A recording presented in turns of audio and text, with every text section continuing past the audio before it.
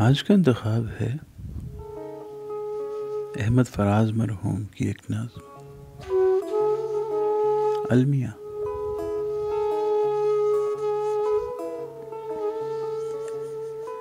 किस तमन्ना से ये चाहा था कि एक रोज़ तुझे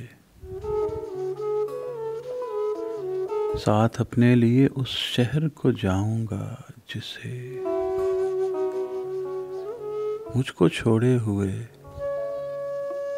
भूले हुए एक उम्र हुई। हाय वो शहर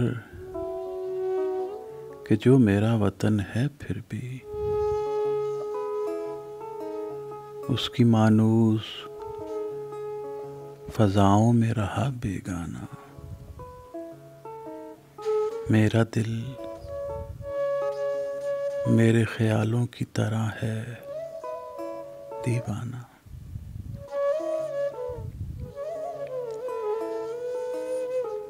आज हालात का ये तंज़े जिगर सोज तो देख,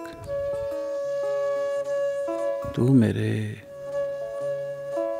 शहर के एक उजलाए ज़र्री में मकीन और मैं परदेस में जहाँ दादा यकनान जमी।